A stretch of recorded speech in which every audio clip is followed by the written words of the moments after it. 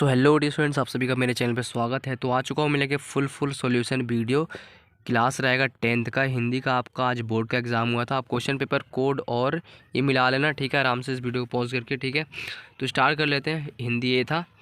तो dear students देख लो प्रश्न नंबर 1। प्रश्न नंबर 1 पर क्वेश्चन क्या था, रचना के आधार पर हमें बताना था वाक्य भेद, ठीक है। तो देख लो प्रश्न नंबर 1 क्या है। यद्यपि वह उनसे आग्रह करती तो लेकिन भगत का निर्णय अटल था। इस वाक्य का संयुक्त वाक्य क्या है? तो इसका आंसर हो जाएगा सी। उसके उसने आग्रह करते रहने पर भी भगत का निर्णय अटल ही रहा, ठीक है। प्रश्न नंबर 2 देखेंगे डियर स्टूडेंट्स। प्रश्न नंबर 2 का आंसर हो जाएगा ए, ठीक है। इस वाले वाक्य को हमें बदलना था सिंपल वाक्य में, ठीक है। तो एक रीढ़ के गीली हो जाने पर वे दूसरी रीढ़ का इस्तेमाल करते थे, ठीक है। तो इसका आंसर हो जाएगा ए है, ठीक है। प्रश्न नंबर 3 में डियर स्टूडेंट्स इस वाले वाक्य को हमें कन्वर्ट करना था मिश्र वाक्य में। तो इसका आंसर हो जाएगा बी। उन्होंने दोनों हीरो के सिर काटने के बाद उन्हें गोद कर भी झाग निकाला, ठीक है। इसका आंसर हो जाएगा बी, ठीक है। अब देख लीजिए प्रश्न नंबर 4 है ये। निम्नलिखित वाक्यों में से संयुक्त वाक्य पहचान कर नीचे दिए गए विकल्पों में से सर्वाधिक उपयुक्त उत्तर वाला विकल्प चुनिए, ठीक है। तो हमें इसमें निकालना क्या था, संयुक्त वाक्य। तो इसमें मैंने जब पढ़ा इन सभी को तो हमको लगा ये वाला, तो इस पे मैंने टिक कर दिया, ठीक है। वे कबीर को मानते थे और उन्हीं के आदेशों पर चलते थे, ठीक है। अब देख लीजिए, अब हमें इसमें मिलान करना है। तो डियर स्टूडेंट्स आप इसका आंसर मुझे बताना कमेंट करके, ठीक है, कि इनमें से कौन सा ऑप्शन पे आपने टिक किया है, ठीक है। क्लियर यहाँ तक सभी का? देख लो प्रश्न नंबर 2 का आंसर। प्रश्न नंबर 2 पे हमें बताना है पद परिचय। हमें प्रश्न नंबर 2 में दिया गया था, ठीक है। तो देखिए हमें इसका बताना था पद परिचय। जो यहाँ पे आ रहा है दुकान, दुकान का हमें बताना है पद परिचय। तो देख लीजिए जातिवाचक संज्ञा है, एक वचन है, स्त्रीलिंग और क्या संबंध कारक है, ठीक है। देख लीजिए प्रश्न नंबर 2 है। अब हमें सिर्फ यहाँ जो उस है उसका हमें बताना है पद परिचय। डियर स्टूडेंट्स देख लो यहाँ पे उसका पद परिचय हो गया। जहाँ पे ये उस है उसका पद परिचय हो जाएगा निश्चयवाचक, सर्वनाम, एक वचन, ठीक है, स्त्रीलिंग और अधिकरण कारक, ठीक है, ठीक है। प्रश्न नंबर 3 पे देखेंगे तो निम्नलिखित में से किस वाक्य रीतिवाचक क्रिया विशेषण का प्रयोग हुआ है? तो इसका मतलब कि इस वाले वाक्य में हुआ है इन सभी का प्रयोग, ठीक है। प्रश्न नंबर 4 का देखेंगे यहाँ पे। प्रश्न नंबर 4 का हो जाएगा सी। हमें इसका सिर्फ बताना है पद परिचय, ठीक है। तो इसका हो जाएगा निश्चयवाचक, सर्वनाम हो जाएगा, स्त्रीलिंग देख सकते हैं यहाँ पे, एक वचन और क्या है कर्ता कारक, ठीक है। प्रश्न नंबर 5 में देखेंगे तो बच्चे ने मुस्कुराकर अपनी माँ की ओर देखा। तो इसमें जो मुस्कुराकर है इसका हमें बताना था पद परिचय। तो इसका जो गुणवाचक विशेषण हो जाएगा एक वचन है और जो कि पुल्लिंग है और कर्ता कारक है, ठीक है। देखेंगे प्रश्न नंबर 3। प्रश्न नंबर 3 में हमें बताना है वाच्य। वाच्य आपको पता है होगा क्या होता है, ठीक है। प्रश्न नंबर 1 में देखेंगे तो लेखक ने अपने तर्कों से उनकी दलीलों का खंडन किया। तो यहाँ पे क्या आ रहा है, लेखक ने। तो एक आपको पता होगा कर्ता ने कर्म से एक कर्म के लिए आते ही होगा। तो इसलिए देख लो कर्ता ने, जहाँ पे भी ने आ जाएगा वो क्या हो जाएगा, ये आ जाएगा ने, वहाँ पे क्या हो जाएगा कर्तावाच्य हो जाएगा। तो इसलिए यहाँ पे आ जाएगा कर्तावाच्य, ठीक है।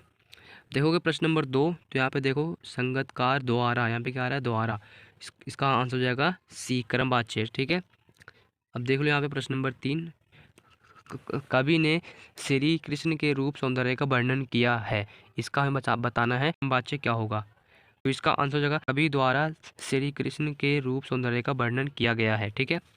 देख लीजिए प्रश्न नंबर 3। प्रश्न नंबर 3 में हमें बताना था इसमें से कौन सा भाववाचक का उदाहरण है। तो हमने जब इन सभी को पढ़ा तो इसका हमें आंसर लगा एक 2 और एक चौथा। तो इसलिए मैंने टिक किया 2 और 4, ठीक है। प्रश्न नंबर 5 देखेंगे हमें स्तंभ, इसको इसमें मिलान करना है। तो इसमें मैंने मिलान कर रखा है, तो ठीक है, जो कि ऑप्शन नंबर इसमें है, पहले का 3, दूसरे का दूसरा, तीसरे का पहला, ठीक है। नंबर 4 प्रश्न नंबर 4 में अलंकार के बारे में पूछा गया है। तो पानी परात को हाथ छुओ, इस वाक्य में पंक्ति में अलंकार किया है। तो अलंकार हो जाएगा अतियोक्ति, ठीक है। अतियोक्ति यहाँ पे आ रहा है, ठीक है। देख लीजिए प्रश्न नंबर 2। प्रश्न नंबर 2 है धीरे धीरे उतर क्षितिज से आ बसंती रजनी। तो इस पंक्ति में प्रयुक्त अलंकार है तो वो हो जाएगा मानवीयकरण, ठीक है। इसमें आ जाएगा उत्प्रेक्षा, ठीक है। प्रश्न नंबर 6 में देखेंगे तो इसका भी आ रहा है उत्प्रेक्षा, ठीक है। प्रश्न नंबर 5 में देखेंगे तो इसमें से हमें बताना था कौन सा अतियोक्ति अलंकार है। तो अतियोक्ति अलंकार का हो जाएगा सी। अतियोक्ति अलंकार वह होता है जो हम सिर्फ कल्पना कर सकते हैं, जो कि हकीकत में नहीं हो सकता। ऐसे कि अभी मैं एक वाक्य बोल रहा हूँ, मैं तुम्हारे लिए चांद का टुकड़ा तोड़ के लेकर आऊँगा। तो ऐसा हो सकता है वाक्य? नहीं हो सकता ना, तो इसलिए इसको कहेंगे अतियोक्ति वाक्य, ठीक है, अतियोक्ति अलंकार, ठीक है।